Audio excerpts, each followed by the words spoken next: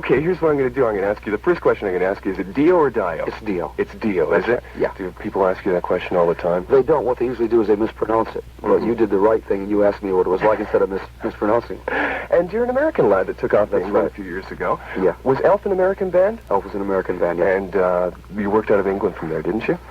Well, we did what most bands should do. We started, we played the bar circuit for 4 or 5 years around the Syracuse area, which is where we were from, and then played Rochester, Buffalo. We did some tours of Canada, as a matter of fact, with a long time ago when April Wine were about the same, doing the same as we were, playing bars, and we both did a show with Uriah Heep years and years ago in Sudbury.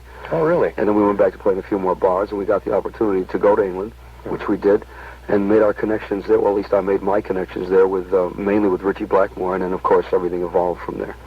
Before we start talking about Black Sabbath, I really want to ask you about Ritchie Blackmore and Rainbow. You were a man that managed to stick around a revolving door for quite a long time.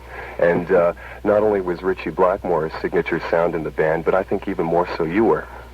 Well, that band was supposed to be started, and actually it was started by Ritchie and myself.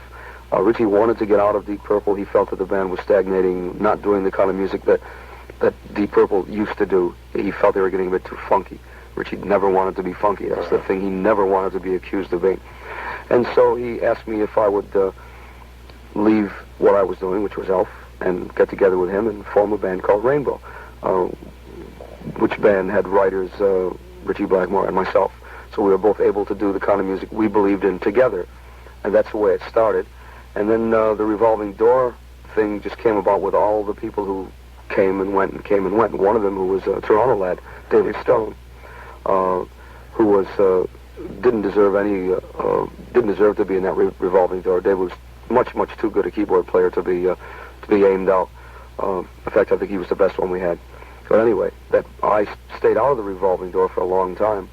And I know this wasn't what you asked me, but I'll go on with it anyway. I stayed out of the revolving door until it got to the point where, musically, he and I came to differences. Too many people were whispering into his ear saying, "You've got to be more commercial. You've got to be more commercial. Do somebody else's songs. Write about love." Well, I don't write that way. And I've always refused to do other people's songs unless it was absolutely mandatory. The only time I've done anyone else's material is a guest spot on someone else's album. I did an album with Kerry Livgren. I did a couple tracks on his album. They were his songs. I certainly wouldn't refuse to do his songs. On the first Rainbow album, we did an old Yardbirds tune called Sad. And we, as I remember, we did a song that was originally done by a band called Quatermass, called Black Sheep of the Family. That's right, I remember that tune. Those are the only tunes we ever did that were someone else's. But again, as I say, that was the first album. Ritchie was much more in control then. From then on, I insisted upon doing all of our own material, which we did. When it came time that we were presented with Since You've Been Gone and songs such as Rainbow did after I left, which were other people's material, Russ Ballard song that was. It just got too much for me. I just didn't want to do it anymore, and so we decided it would be best if we parted company. I picture your situation to be very similar to that of Yes, where the Buggles came in and filled in for John Anderson, and you came in and filled in for somebody that had been in the band for 10 years, and a lot of the focus had been on Ozzy Osbourne. And what I want to do here is play a little outtake of an interview I did with Ozzy. If you just want to throw those headphones on there for a second so you can hear this. I just want to get your comment. We're still holding on to the dead dream. It's dead. Sabbath are dead now. It's not that I don't like what they're doing. I mean, there's great music what they're doing, but it ain't Black Sabbath. It's not Black Sabbath. It's a new band. It's a different band. It doesn't sound remotely like Sabbath apart from Tony Iommi's thundering riffs. But actually, it's only till I left that I realised how much of a part of Sabbath I was, you know. Any of the guys, you take 4 guys that have been together for as long as Sabbath were, and you try and perhaps you would go away with a bass player or a drummer. But Tony and Iommi had his distinctive sound, and I had my own sound and my own style of singing. And that combination was Black Sabbath. Well, I think he's right. I think he's right in that he's talking about there is no more Black Sabbath with Ozzy Osbourne in it. He's absolutely right. It's not even remotely close as far as I'm concerned.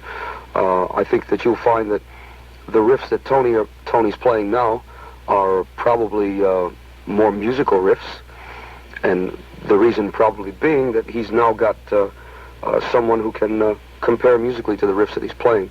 Now, I'll make a derogatory statement for you that you can play to Ozzy if you like. I've heard some of the things that Ozzy has. Let me answer this one first. You asked me a question about what I've just heard. Again, I agree, he's right. But he's talking again from the context of when he was in the band with Black Sabbath. Granted, a bass player will not make as much of an impression with a change as a vocalist would, or perhaps a guitar player. And he's right about the drum end of it as well. That does not necessarily mean that without that same bass player or without that drummer, that the band would be as good. So he didn't really expound on it. But what he's generally saying is right. This band is not the band that did Iron Man, that did War Pigs, because I don't sound like Ozzy. At least I hope I don't sound like Ozzy. I don't try to. I don't want to. He's right. It's not the same band. Not at all the same band. It's a band that has progressed where Ozzy either refused to progress or was incapable of progression. And I like to think that it's incapable of progression. I can tell you things that probably the other people in the band wouldn't tell you. Tony wouldn't tell you, or Terry wouldn't tell you, or Bill, if Bill were here, wouldn't tell you. I know Bill wouldn't tell you. He's too much of a gentleman. But I would tell you. I mean, I've heard the things they've said about Ozzy. Most of the time, they say nothing because they are gentlemen. Again, I've heard the things that Ozzy has said about Tony and myself in particular. I've seen things in Cream magazine and Rolling Stone and all the publications. And replying to them, to the things that Ozzy has said, to me is like dueling with an unarmed man. It really is. I mean, I really feel like someone who has a sword up against someone who just has no clue what a weapon is. I find the man to be stupid, totally devoid of intelligence, an animal. And I could give you examples of all these things to back up what I'm saying. And I would not say them unless I firmly believed these things. And I wouldn't say them unless I felt that at some point someone need reply to moronic statements that Ozzy Osbourne has made about people who, let's face it, made him all the money in the world. Now, it wasn't Ozzy Osbourne who wrote any more than perhaps 2 of the songs that Black Sabbath has ever done. Geezer Butler wrote all the lyrics to the songs that you've heard that have been hits. War Pigs, Paranoid, and right down the line, Iron Man. But yet Ozzy claims to have written the song. Not only does he claim at this point to have written the lyrics, he claims to have written the music. I doubt very much that Ozzy could carry a tune if you put a radio in a suitcase and gave it to him in his hand. I sincerely doubt that, and I know it for a fact because I again have heard this from the people who worked with him for 12 years. When this is played back, you who are listening, it's not your fault, Lee, you who are listening, remember that I'm saying what the other people in the band who worked with him for 12 years should be saying. And I'm saying it for them. But if you want to take a shot at me for saying it, you Ozzy Osbourne lovers, that's your problem. But it's about time someone replied to the idiocies that this man has been saying. And we don't bite heads off birds, and we don't spit blood at people. We don't need to. We're a musical band that I think has progressed immensely since Ozzy Osbourne has not been in this band. We don't wish Ozzy, nor ever have wished him anything but success with what he's doing. And I think our success has been a great means of his gaining his success. I think that if Black Sabbath had just gone away and died, Ozzy wouldn't nearly be enjoying the success he has now, and he sure as hell wouldn't be selling as much back catalog as all of them are getting, and I'm sure as hell not. I'm doing Ozzy's job twice. What happened to Bill Ward? Billy had a real bad series of personal setbacks, and that's the reason that he left. His dad died, and then within the space of about 6 months, his mom died. We were living in L.A. at the time, so we were about 6,000 miles away from where they were.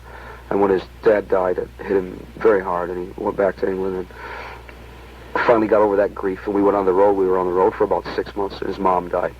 And he said, I've got to get away from it. I just really need some time and space to reflect on what I've been doing and how much of my parents I've missed being on the road. And unfortunately, at that time, we had just done Heaven and Hell, and we were just on the road promoting the, quote, new, unquote, Black Sabbath. And we couldn't just give it up. We couldn't just say, okay, Bill, take 2 years off, and we'll take 2 years off with you. We couldn't do it. So we sat down with Billy and said, what do you suggest, Bill? He said, I suggest you get somebody else because I'm going to need a lot of time off. We said, well, you know that means that we won't be seeing you behind the drums again with this band. And he said, yeah, I understand that. You know, that's where it has to be. So we got a hold of Vinny. In fact, Billy suggested Vinny at one point. And, I mean, we've never stopped being friends with Bill. We speak to Bill all the time. We wish him all the best. He's, I think, going to do some kind of solo project very soon. But that was the reason. It was a real personal trauma. That's sad. Yeah, Sad. yeah, it is. Because he's such a great drummer, he was, too. Really great, and a wonderful guy. Let's talk about the new album, The Mob Rules. When I listened to the album, now I listened to it once all the way through, and the very distinct impression I got in listening to it was that it was very carefully thought out before you went into the studio, and you went in and you did it fairly quickly and economically. Economically, I would have to say wrongly, only in that it did cost us a lot of money because we had some studio setbacks. By that I mean that we went into one studio, found that it just didn't work for us. So we spent about a month in there and scrubbed everything that we did in the studio. Went into another studio, found out that that was the place that we should have done it in the first place, finished it there. But because we did have to change studios, there were some other people booked into the studio at the same time, so we had to take some time off. We had a producer who was under a tax situation whereby he could only be in America for 180 days. He only had about 2 weeks left at one point, so we had to send him to Mexico for 3 weeks while we went in and did some more pre-production things. Is this Martin Birch? That's right. And so in the long run, it did take us quite a bit of time to do the album, but really from beginning of going into the studio to record it till the time it was finished, it did go very quickly because we did have the songs finished. We did think them out very carefully, and you are right in that we were very well prepared to do it. It's just that we had those studio problems, and that was all. But you were right. Well, I want to thank you very much for coming in today. It's a pleasure to meet you.